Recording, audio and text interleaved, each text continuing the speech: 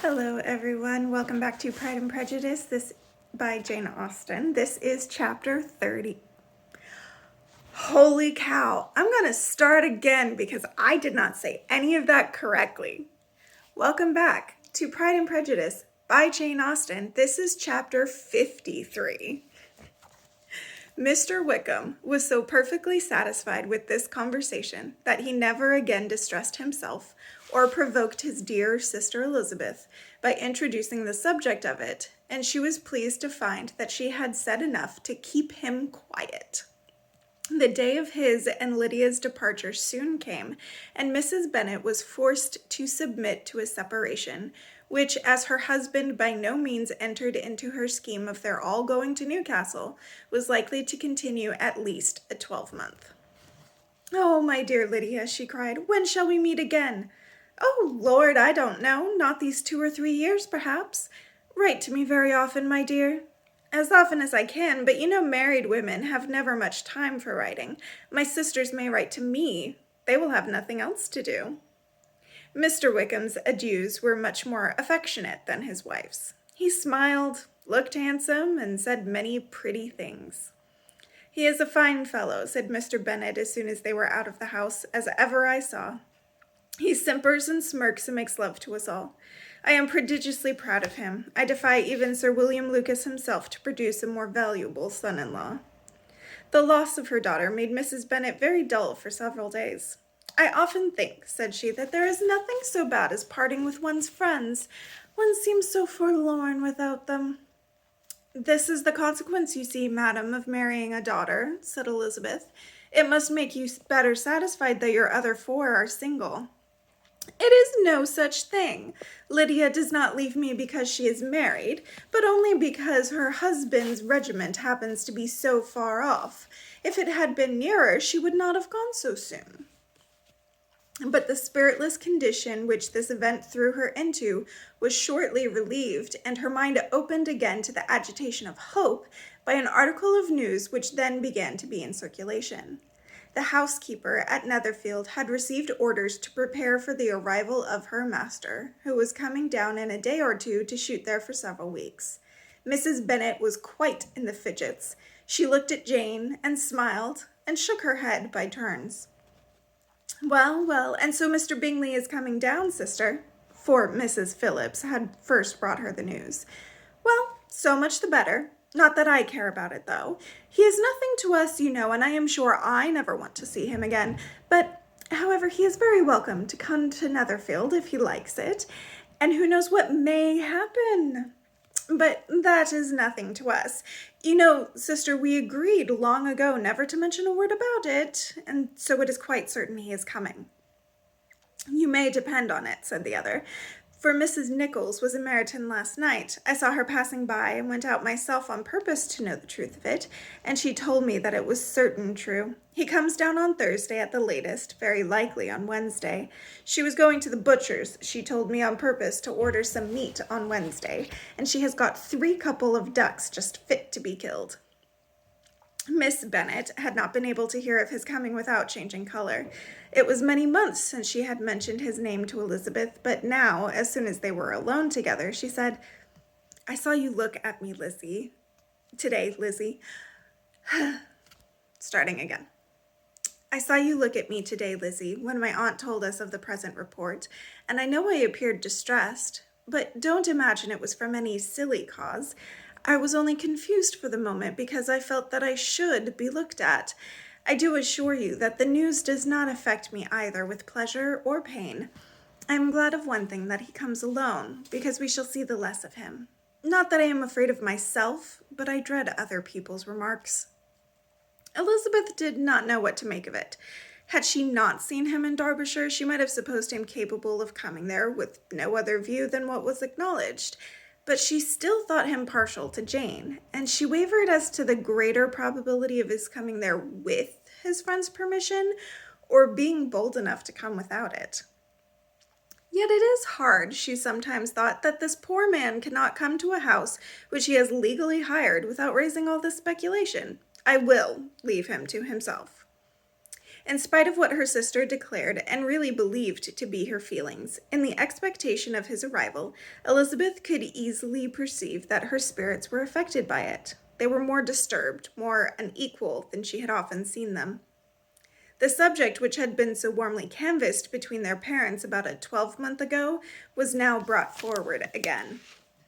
"As soon as ever Mr. Bingley comes, my dear," said Mrs. Bennet, "you will wait on him, of course."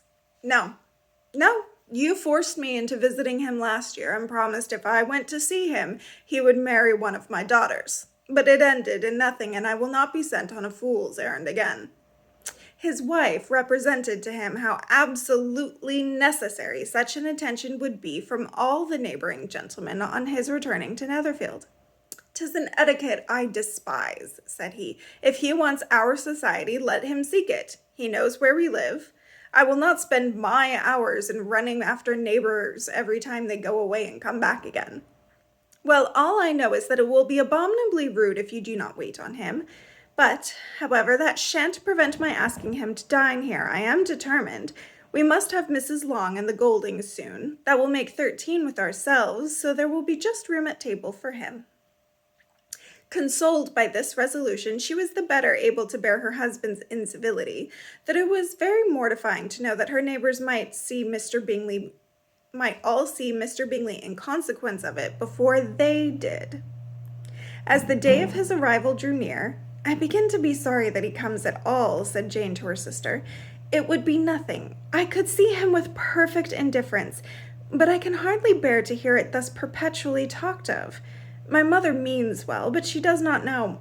No one can know how much I suffer from what she says. Happy shall I be when his stay at Netherfield is over." "I wish I could say something to comfort you," replied Elizabeth, "but it is wholly out of my power. You must feel it, and the usual satisfaction of preaching patience to a sufferer is denied me because you have always so much." Mr. Bingley arrived. Mrs. Bennet, through the assistance of servants, contrived to have the earliest tidings of it, that the period of anxiety and fretfulness on her side might be as long as it could. She counted the days that must intervene before their invitation could be sent, hopeless of seeing him before. But on the 3rd morning after his arrival in Hertfordshire, she saw him from her dressing-room window enter the paddock and ride towards the house. Her daughters were eagerly called to partake of her joy. Jane resolutely kept her place at the table, but Elizabeth, to satisfy her mother, went to the window. She saw Mr. Darcy with him, and sat down again by her sister. "There is a gentleman with him, mamma," said Kitty. "Who can it be?" "Some acquaintance or other, my dear, I suppose. I am sure I do not know." "La!" replied Kitty, "it looks just like that man that used to be with him before. Mr. what's his name? The tall, proud man. Good gracious, Mr. Darcy! And so it does, I vow. Well, any friend of Mr. Bingley's will always be welcome here, to be sure. But else I must say that I hate the very sight of him." Jane looked at Elizabeth with surprise and concern. She knew but little of their meeting in Derbyshire, and therefore felt for the awkwardness which must attend her sister in seeing him almost for the first time after receiving his explanatory letter. Both sisters were uncomfortable enough. Each felt for the other, and of course for themselves, and their mother talked on of her dislike of Mr. Darcy, and her resolution to be civil to him only as Mr. Bingley's friend, without being heard by either of them. But Elizabeth had sources of uneasiness which could not be suspected by Jane, to whom she had never yet had courage to show Mrs. Gardiner's letter, or to relate her own change of sentiment towards him. To Jane he could only be a man whose proposals she had refused, and whose merit she had undervalued. But to her own more extensive information, he was the person to whom the whole family were indebted for the first of benefits, and whom she regarded herself with an interest, if not quite so tender, at least as reasonable and just as what Jane felt for Bingley. Her astonishment at his coming to Netherfield, to Longbourn, and voluntarily seeking her again, was almost equal to what she had known on first witnessing his altered behavior in Derbyshire.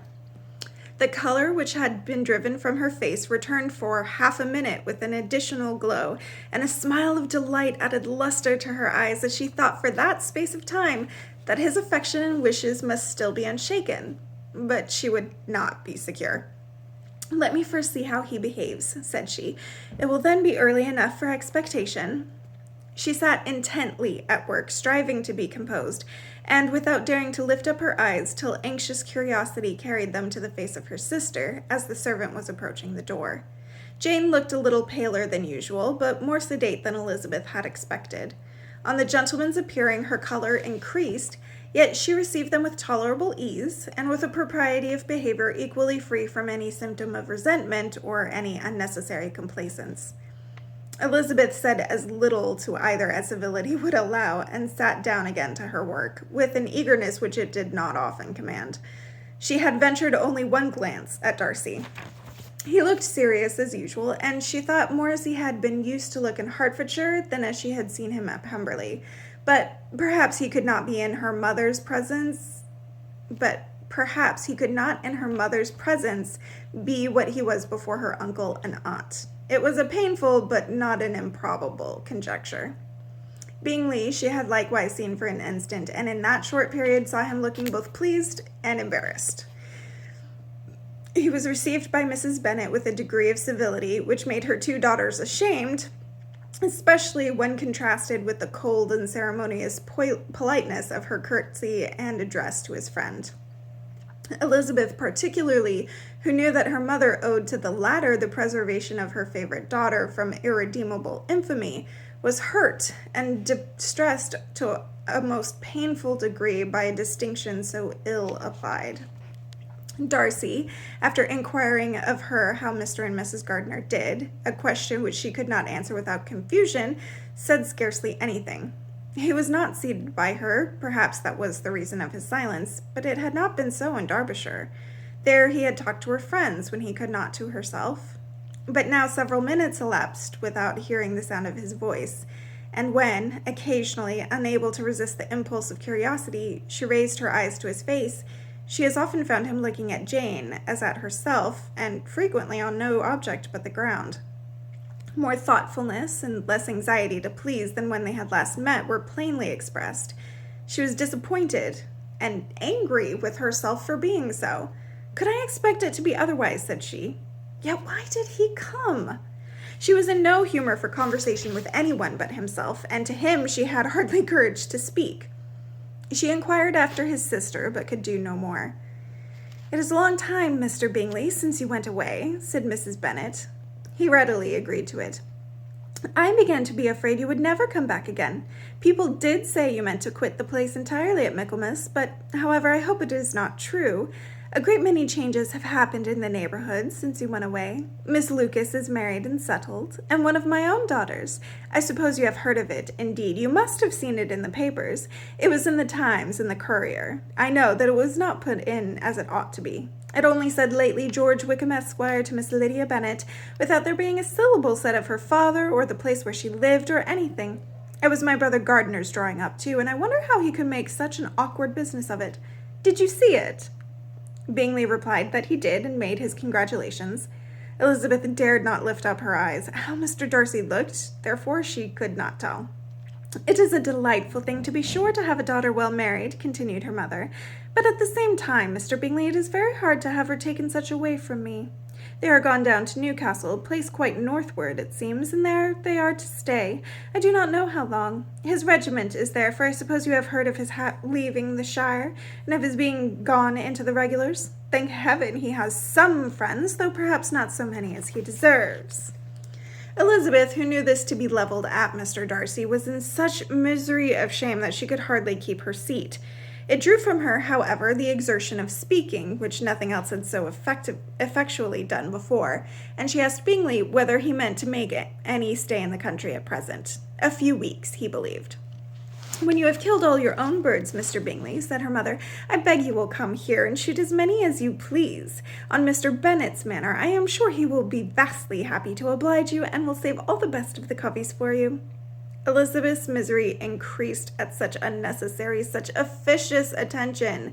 Were the same fair prospect to arise at present as had flattered them a year ago, everything, she was persuaded, would be hastening to the same vexatious conclusion. At that instant she felt that years of happiness could not make Jane or herself amends for moments of such painful confusion. The first wish of my heart, she said to herself, is never more to be in company with either of them. Their society can afford no pleasure that will atone for such wretchedness as this. Let me never see either one or the other again. Yet the misery, for which years of happiness were to offer no compensation, received soon afterwards material relief, from observing how much the beauty of her sister rekindled the admiration of her former lover. When first he came in, he had spoken to her but little, but every 5 minutes seemed to be giving her more of his attention. He found her as handsome as she had been last year, as good-natured and as unaffected, though not quite so chatty. Jane was anxious that no difference should be perceived in her at all, and was really persuaded that she talked as much as ever. But her mind was so busily engaged that she did not always know when she was silent. When the gentlemen rose to go away, Mrs. Bennet was mindful of her intended civility, and they were invited and engaged to dine at Longbourn in a few days' time. You are quite a visit in my debt, Mr. Bingley, she added, for when you went to town last winter you promised to take a family dinner with us as soon as you returned. I have not forgot, you see, and I assure you I was very much disappointed that you did not come back and keep your engagement. Bingley looked a little silly at this reflection and said something of his concern at having been prevented by business. They then went away. Mrs. Bennet had been strongly inclined to ask them to stay and dine there that day, but though she always kept a very good table, she did not think anything less than 2 courses could be good enough for a man on whom she had such anxious designs, or satisfy the appetite and pride of one who had 10,000 a year. Bingley and Darcy are back. What does it mean? I'm sorry for all the stumbles this video. I was tripping over myself quite a bit, but we got through it, and I hope you enjoy it and come back for the next chapter. See you later.